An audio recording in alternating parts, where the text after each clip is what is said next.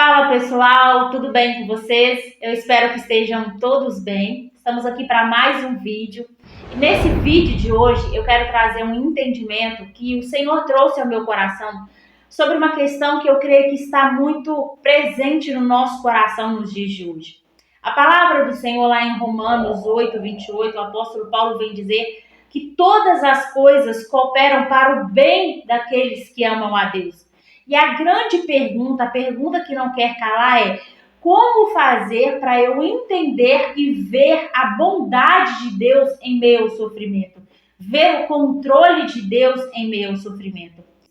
Eu quero que você fique até o final desse vídeo. Eu creio que o entendimento que eu trago aqui vai te ajudar muito a perceber isso, a entender isso.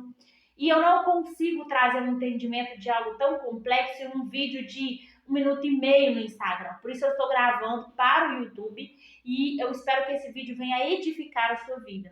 E ao final, fica até o final, porque nós vamos orar para que o Senhor venha iluminar o nosso entendimento, para que a gente venha compreender isso. Porque essas verdades profundas da palavra de Deus, nós só conseguimos perceber e entender mediante a ação do Espírito Santo iluminando o nosso coração para que a gente entenda.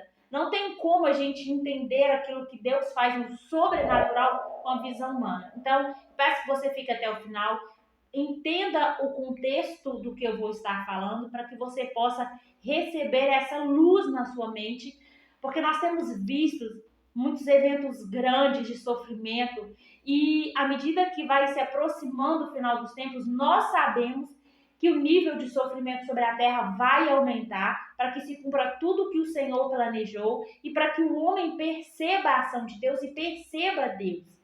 Então eu creio que é algo essencial para nós caminharmos nesse tempo. E quando o Senhor ministrou isso no meu coração, traz um refrigério, uma esperança viva naquilo que o Senhor tem feito. A primeira coisa que eu quero trazer para a gente pensar sobre como perceber a manifestação de Deus em meio ao sofrimento, a bondade de Deus ao meio do sofrimento, é nós entendermos que desde que nós nascemos no mundo de pecado, nós nascemos no mundo caído. O apóstolo Paulo vem dizer que em parte nós vemos e em parte nós profetizamos. Nós não temos uma visão clara do que Deus faz, porque o mundo espiritual ele é infinitamente maior que o natural. E o que acontece no espiritual é que se manifesta no humano. E a gente precisa entender que nós nascemos num mundo caído, de uma cosmovisão já fechada para o entendimento de Deus. A palavra vai dizer que o Deus desse século, ele cegou o entendimento dos incrédulos para que eles não creiam e não vejam a manifestação da glória de Deus. Então nós já nascemos com o nosso entendimento fechado, cegado, para que a gente não veja a bondade de Deus. E é a manifestação do Espírito Santo que vai iluminando o nosso entendimento através da palavra e que nos leva a entender a bondade de Deus. Então você já nasceu nesse mundo com a cegueira espiritual, com o nível de cegueira espiritual. Em parte você vê, mas em parte o Espírito profetiza através de você, da oração, da palavra, dos louvores, para que haja manifestação física daquilo que Deus quer produzir na nossa vida. Por isso que o apóstolo Paulo ele afirma que todas as coisas, mesmo aquelas que eu não entendo, estão trabalhando para o meu bem, para que eu seja transformado na imagem de Cristo e Cristo seja o primogênito entre muitos irmãos. Eu quero fazer uma analogia para você entender o que eu estou falando. Imagine uma criança que cresceu no meio do deserto. Ela não tem acesso a nenhuma tecnologia, ela não sabe nada que acontece de fora e ela cresceu no meio do deserto, sozinha, com a sua família ali. Ela não sabe nada que acontece fora. A única coisa que ela vê é areia, calor, o único refrigério que ela tem é um copo escasso de água no meio do deserto. A água é escassa, o alimento é escasso, tudo é escasso, ela está no meio do deserto e ela cresceu ali. A mentalidade dela, tudo que ela tem de informação está nesse contexto, nessa bolha onde ela viveu. No deserto. Se eu chegar para essa pessoa já adulta e tentar mostrar para ela e dizer para ela que no mundo existem cachoeiras que transbordam água corrente que nunca cessa, e que você consegue pescar em mares, onde você consegue pescar com redes a ponto de distribuir, essa criança, essa pessoa, ela nunca vai conseguir entender, porque na mente dela não tem informação disso. Ela vai achar que você está falando de uma loucura, de uma imaginação sua e que aquilo de fato não existe. Da mesma forma somos nós. Se nós que crescemos nessa mentalidade pequena e limitada do mundo caído, condicionado ao pecado, quando Deus nos fala de coisas espirituais, nós temos dificuldade de entender como que essas coisas poderiam encaixar na nossa realidade. Como que você encaixa uma cachoeira que transborda água num contexto de uma pessoa que só conhece o deserto? É muito difícil da gente entender. Por isso, em parte nós vemos, em parte nós profetizamos. Uma outra a alegoria que nos ajuda a entender um pouco isso, e me ajudou um pouco a entender, é a história do mito de Platão. A gente precisa entender que os filósofos, eles viviam em busca da verdade. Eles tinham a vida para buscar a verdade. Eles queriam conhecer a verdade com todo o coração deles. E é natural que eles tenham percebido flashes dessa verdade naquilo que eles escreveram. Por isso que você vai perceber nessa história do mito de Platão coisas que estão na Bíblia. E a gente não sabe a que nível da verdade que eles chegaram, mas você percebe isso nesse mito. A história do mito de Platão diz algo assim: os homens viviam no fundo de uma caverna, presos, aprisionados no fundo dessa caverna. Atrás deles tinha um muro, eles não conseguiam ver a entrada da caverna, a luz da entrada da caverna não chegava até a eles, e a única luz que iluminava um pouco da caverna era uma fogueira que tinha atrás desse muro. E a vida acontecia fora desse muro, fora dessa caverna. E esses homens ficaram aprisionados lá a vida toda, passaram a vida aprisionados nesse lugar. E eles percebiam a vida do lado de fora, os animais, toda a vida do lado de fora como sombras. Aquilo que acontecia do lado de fora refletia dentro da caverna e eles percebiam como sombras. Tá vendo que eles viam em parte, mas eles não conheciam o todo porque eles estavam presos no fundo da caverna? Eu quero abrir um parênteses sobre esse mito para você entender o que a palavra fala sobre algo parecido com isso. A Bíblia diz que o povo que jazia em trevas viu uma maravilhosa luz. A gente precisa entender que a Bíblia foi escrita no contexto judaico e o jazido, o túmulo do povo hebreu, era literalmente uma caverna, era uma abertura na pedra e eles colocavam uma pedra na porta para entrar animais, nem ninguém ter contato com o corpo lá dentro, mas o corpo jazia dentro de uma caverna.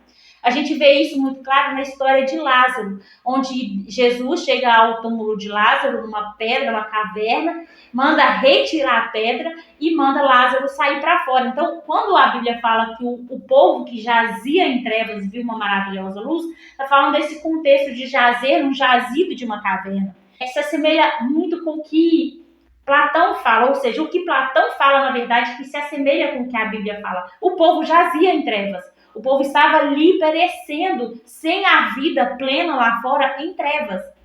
E a mitologia conta que um homem se soltou dessa caverna e ele conseguiu sair. Ele conseguiu ver o mundo lá fora, ele fica muito empolgado com tudo que ele vê, a vida acontecendo lá fora, ele volta correndo para contar para as pessoas que estão presas dentro da caverna. Quando ele chega, ele meio que tropeça na hora que ele entra, porque a caverna era escura, eles não conseguiam ver claramente, era mais escura, era um certo breu, uma certa penumbra ali. E aí ele tropeça e cai, e ele fala: gente, vão para fora, tem muita coisa lá fora, a vida tá acontecendo lá fora. E as pessoas falam para ele assim: você tá doido, a gente não pode ir lá fora não, senão a gente vai ficar doido igual ele. É como se alguém que conheceu tudo no mundo lá fora, tudo que existe de espiritual, chegasse e tentasse contar pra gente que há uma bondade de Deus no meio do sofrimento, que há um mover sobrenatural de Deus no meio do sofrimento. E como que eu posso ter absoluta certeza disso? A gente crê que Deus poderia simplesmente ter perdoado o homem, mas por alguma lei espiritual foi necessário que Cristo viesse e sofresse no nosso lugar, morresse e pagasse pelos nossos pecados, para que nós tivéssemos acesso à vida. Percebe? Nós estávamos, vamos imaginar, dentro do mito de Platão, para ficar uma alegoria mais clara, nós estávamos presos dentro da caverna, não vivendo, mas sobrevivendo ali dentro da caverna. E aí Cristo, ele paga o preço por nós para nos libertar de dentro dessa caverna, para nos tirar para fora, para a gente ter a vida plena. Mas se eu chegar para essa pessoa que está dentro da caverna e falar, há uma vida lá fora, há um propósito de Deus em tudo isso, a pessoa que está dentro da caverna não vai entender. Então, por isso que a gente não consegue perceber a bondade de Deus no sofrimento. Por isso que a gente não consegue entender como que o sofrimento coopera para o meu bem. O apóstolo Paulo, ele tinha uma intimidade com Deus muito maior que nós, muito infinitamente maior. O apóstolo Paulo foi arrebatado até o céu. E ele vai dizer que as nossas leves e momentâneas tribulações, elas produzem em nós um peso de glória muito excelente. Ele diz que não se compara às nossas leves e momentâneas tribulações, sofrimentos que nós temos nesse mundo, ao que está sendo produzido através disso para nós na eternidade, na vida plena, completa e abundante que Deus tem para nós. Só que o apóstolo Paulo, ele não fala isso de um lugar de conforto. O apóstolo Paulo fala isso de um contexto onde ele conhecia o sofrimento. Quem conhece a história do apóstolo Paulo sabe que ele foi preso, foi açoitado, sofreu vários naufrágios a ponto de achar que ia morrer, foi preso. E não é essa prisão humana que a gente tem hoje, não. A prisão lá, as pessoas ficavam com fome, elas ficavam numa caverna molhada, num buraco molhado. Era um lugar terrível de sofrimento. E o apóstolo Paulo vem dizer, as nossas leves e momentâneas tribulações produzem para nós um grande peso de glória. Então a gente precisa entender isso do ponto de vista de alguém que viveu, que sabia que tinha algo muito maravilhoso lá fora, como aquele homem que saiu da caverna e viu a vida lá fora, e veio e disse para nós, o apóstolo Paulo, há algo muito superior lá fora que está sendo produzido.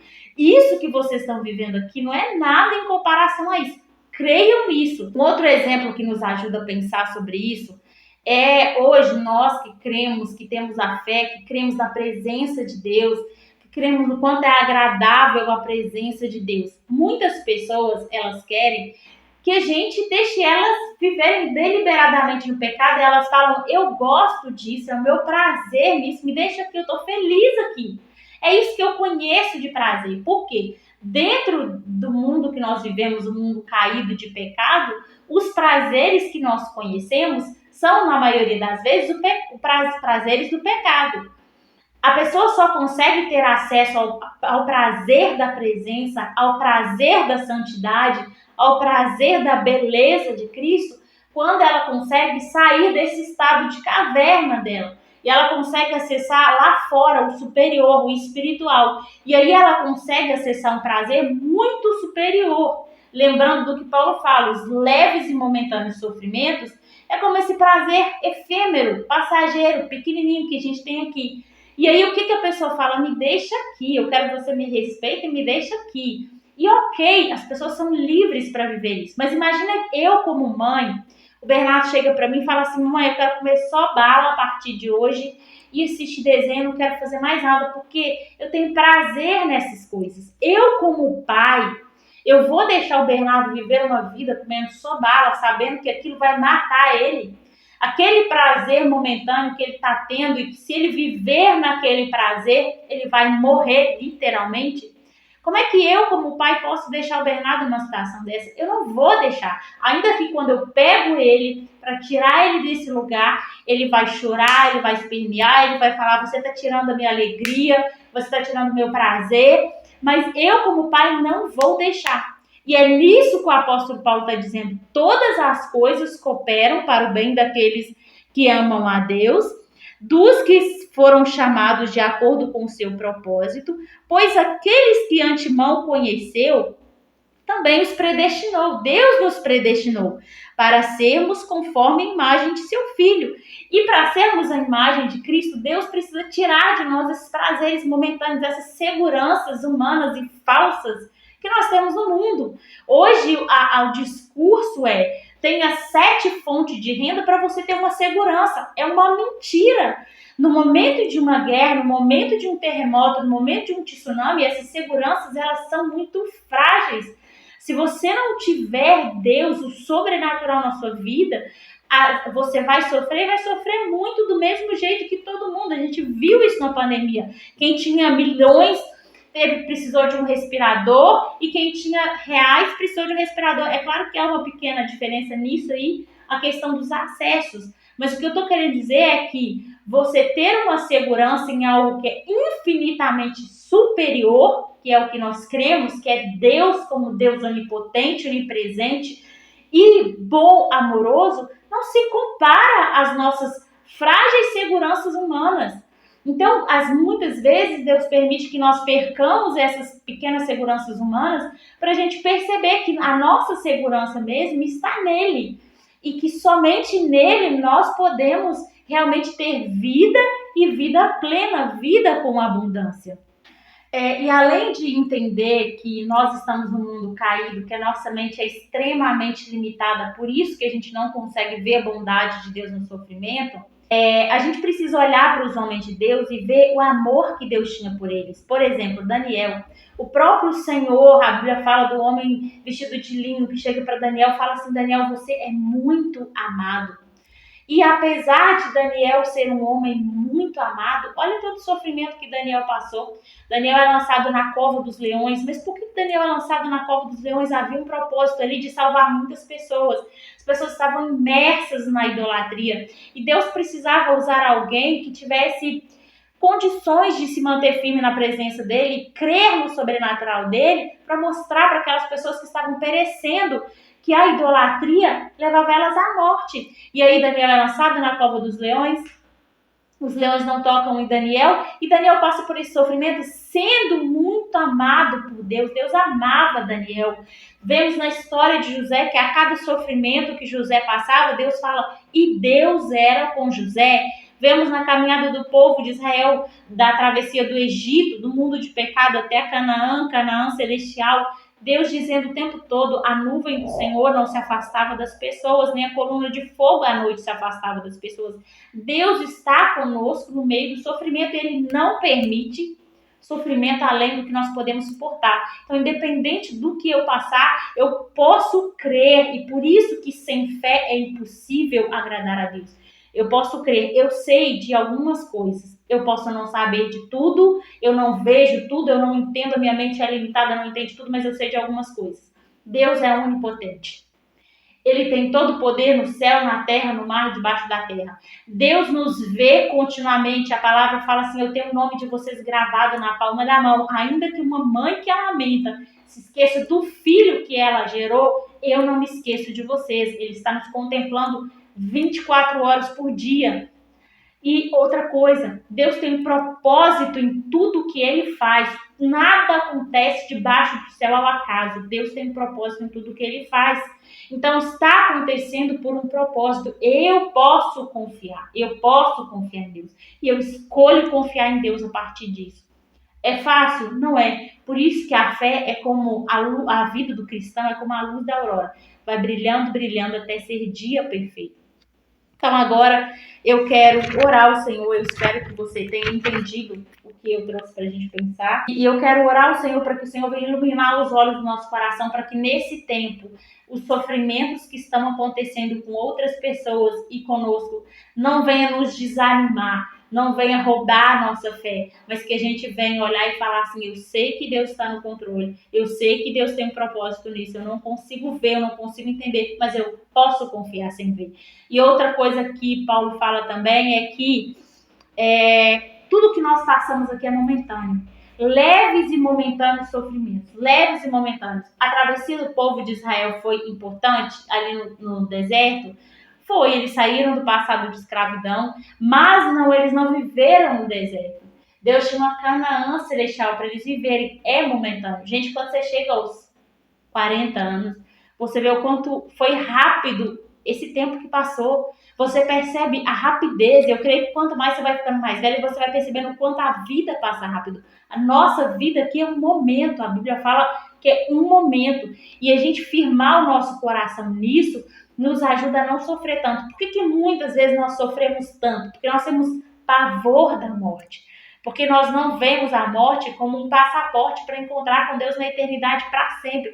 Os nossos olhos não estão focados na eternidade com Deus.